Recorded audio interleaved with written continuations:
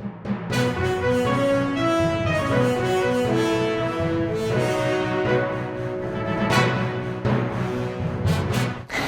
علیکم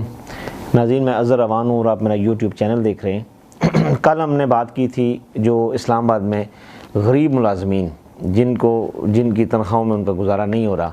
ان کے احتجاج پر جو گورنمنٹ نے ایک ریاستی طاقت کا استعمال کیا تو اس کی ہم نے مذمت کی، اور اس کانٹیکس میں بات یہ کی تھی کہ بنیادی طور پر مہنگائی سے پورا ملک تنگ ہے اور یہ لوگ بھی تنگ ہیں، اور مہنگائی کے خلاف ان کا احتجاج ہے اور یہ اپنی تنخواہوں کو بڑھانے کی بات کرتے ہیں۔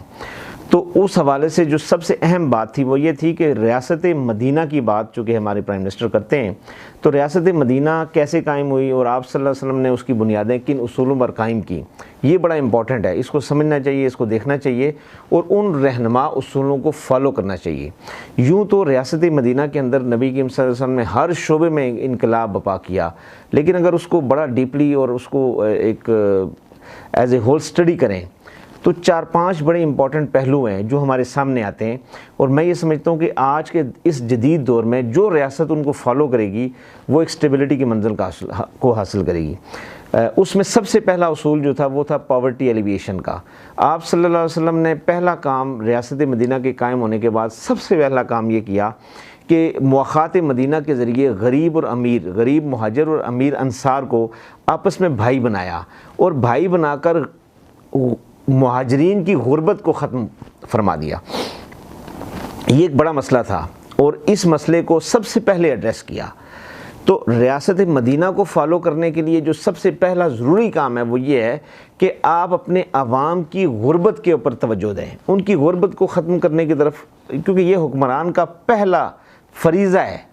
حکمران کا پہلا فرض یہ ہے کہ اس کے جو باشندے ہیں، جو شہری ہیں، ان کی غربت ختم ہو، ان کے لیے روٹی، کپڑا، مکان، علاج، تعلیم، صحت، انصاف، یہ تمام تر چیزیں ان کو بآسانی میسر ہوں، ان کو بڑی کم قیمت پر میسر ہوں، اور وہ کوئی شہری بنیادی ضروریات میں غربت کا شکار نہ ہو اور مسائل کا شکار نہ ہو۔ یہ ریاست کا پہلا فرض ہے، اور آپ صلی اللہ علیہ وسلم نے سب سے پہلے ریاست مدینہ میں غربت کو ختم فرمایا اور اس کے لیے عملی اقدامات فرمائے۔ اب اگر ہم ریاست مدینہ کو سٹڈی کریں تو جو دوسرا بہت اہم ترین پہلو ہے آپ صلی اللہ علیہ وسلم نے جس کو ایڈریس کیا وہ تھا پیس،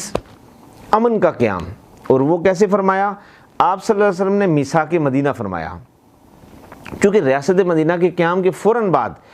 کفار مکہ سے شدید ترین حملوں کا چانس موجود تھا اور اس کا خدشہ موجود تھا، اور وہ حملے ہونے تھے۔ تو لہٰذا فوری طور پہ پہلا کام یہ کیا گیا کہ اندرونی طور پر ایک معاہدات کے ذریعے امن کو قائم فرما دیا، یہودیوں کو، منافقین کو اپنا الائی بنا لیا، الائنس میں شامل کر لیا۔ اس کا فائدہ یہ ہوا کہ آپ اندر سے مضبوط ہو گئے، اور ان کو اس چیز پر ان کے ساتھ پیس ٹریٹی سائن کیا کہ اگر باہر سے کوئی دشمن حملہ کرے گا تو وہ حملہ ہم سب پر متصور ہوگا۔ تو یہ آپ صلی اللہ علیہ وسلم کی حکمت تھی کہ جس حکمت کے نتیجے میں مدینہ پاک میں اندرونی طور پر ایک امن کی فضا قائم ہوئی، اور یہ امن کی فضا قائم جب ہوئی، اس طرف سے سکون ہو گیا، تو جب بیرونی حملہ ہوا تو اس حملے کا ڈٹ کر مقابلہ کیا گیا، اور وہ 3 جنگیں آپ نے اندرونی دشمنوں کے ساتھ امن کی حالت میں گزاری۔ اب خندق میں جب کفار مکہ کے پاؤں اکھڑ گئے تو چونکہ اس دوران یہودیوں نے سر اٹھانا شروع کر دیا اور انہوں نے کفار مکہ کے ساتھ ساز باز بھی کی، مسلمانوں کو نقصان پہنچانے کا یعنی باقاعدہ پلان کیا، اس کے لیے کوششیں کی، تو ظاہر ان کی دشمنی کھل کے سامنے آ گئی اور انہوں نے معاہدہ توڑ دیا۔ تو لہٰذا خندق میں کفار مکہ کے قدم جب اکھڑ گئے اور ریاست مدینہ محفوظ ہو گئی، تو فوری طور پر غزوہ خندق کے بعد پہلا جو کام آپ صلی اللہ علیہ وسلم نے فرمایا وہ یہ فرمایا کہ آپ نے یہودیوں کی سرکوبی کی اور یہودیوں کو قرار واقعی سزا دی اور ان کو مدینہ بدر کر دیا۔ اس طریقے سے سب سے پہلے آپ یہ دیکھیں، نبوی حکمت دیکھیں کہ آپ نے جب بیرونی دشمنوں کے ساتھ پنجہ آزمائی فرمائی، ان کے ساتھ جب حالت جنگ میں تھے، تو اندرونی دشمنوں کے ساتھ اس دوران امن معاہدے کے ذریعے ان کو اپنے ساتھ شامل کیے رکھا میثاق مدینہ میں، اور جب ان کی طرف سے خلاف ورزیاں ہوئیں، معاہدہ شکنی، عہد شکنی ہوئی، تو پھر ان کی سرکوبی کر دی گئی۔ لیکن جب ان کی سرکوبی کی جا رہی تھی اور ان کو قرار واقعی سزا دی جا رہی تھی، تو اس وقت بیرونی حملے کا خطرہ نہیں تھا، وہ ٹل چکا تھا۔ اور اس کے بعد حدیبیہ کے مقام پر جا کر ان سے بھی ایک امن معاہدہ ہو گیا۔ وہاں پر بھی حالانکہ مسلمان طاقت میں تھے، بہتر پوزیشن میں تھے، اور احرام باندھ کر مکہ شریف کی طرف قصد فرمایا تھا عمرے کے لیے، لیکن اس کے باوجود امن معاہدے کو ترجیح دی اور پیس لے کر آئے اور نو وار پیکٹ کر دیا 10 سالہ کفار مکہ کے ساتھ۔ اور آپ یہ دیکھیں کہ اس طریقے سے مدینہ پاک میں الٹیمیٹ پیس کی ایک کیفیت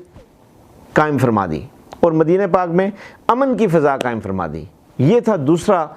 گائیڈنگ پرنسپل آف ریاست مدینہ، کہ سوسائٹی میں مکمل پیس لے کر آئے، امن لے کر آئے۔ اور اس امن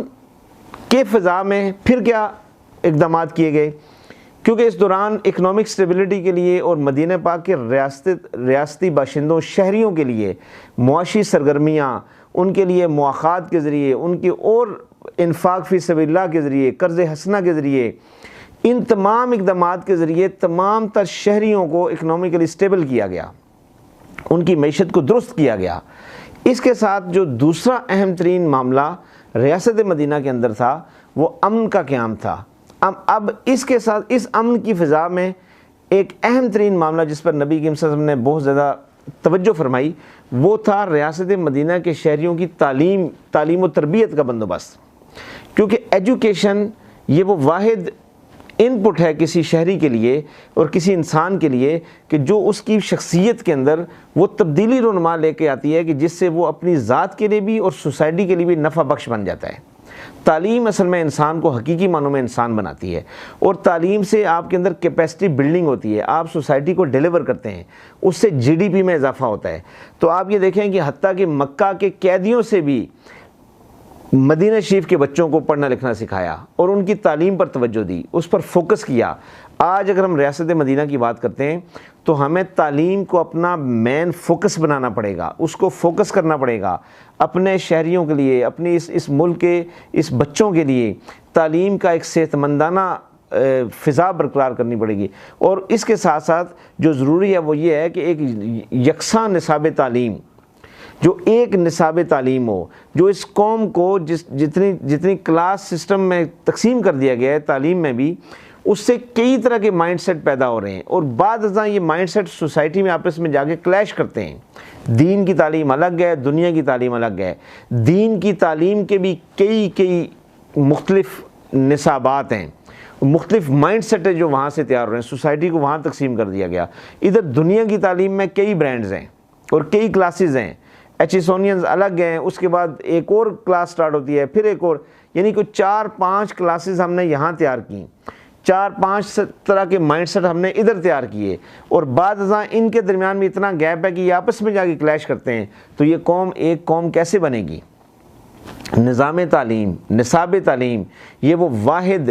ٹول ہوتا ہے کہ جو کسی قوم کو ایک پیج پہ لے کے آتا ہے، لیکن ہمارا نظام تعلیم ایسا ہے کہ جس نے قوم کو ڈیوائڈ در تقسیم میں الجھا کے رکھ دیا ہے اور تقسیمات میں تقسیم کر دیا ہے۔ تو آپ دیکھیں کہ دنیا کی تعلیم کی طرف جائیں ماڈرن ایجوکیشن سسٹم میں تو اس میں کتنی ڈویژنز موجود ہیں، ادھر دین کی تعلیم میں آئیں تو کتنی زیادہ تقسیمات ہو چکی ہیں۔ تو اس سارے عمل نے ہماری سوسائٹی کو کئی حصوں میں تقسیم کر دیا ہے، اور کتنی طرح کے مائنڈ سیٹ ہیں جو سوسائٹی میں پیدا ہو رہے ہیں۔ تو آپ ایک پوری قوم ایک پیج پر کیسے آئے گی، اور یہ ایک متحد یونیفائڈ فورس کیسے بنے گی ایسے نظام تعلیم میں اور اس نصاب تعلیم کے ساتھ؟ تو ریاست مدینہ کو فالو کرنا چاہتے ہیں، اور اگر ریاست مدینہ کے پیٹرن پر ایک ریاست بنانا چاہتے ہیں تو ہمیں تعلیم کو اپنا مرکزی فوکس بنانا پڑے گا، اس پر مین فوکس کرنا پڑے گا، اور پھر اس کے نظام تعلیم کے اوپر کام کرنا پڑے گا اور نصاب کے اوپر کام کرنا پڑے گا۔ ایسا نظام تعلیم دینا پڑے گا کہ جس میں یکسانیت ہو، جس میں کلاسز نہ پیدا ہوں، اور جس میں ڈویژنز نہ ہوں، قوم تقسیم نہ ہو۔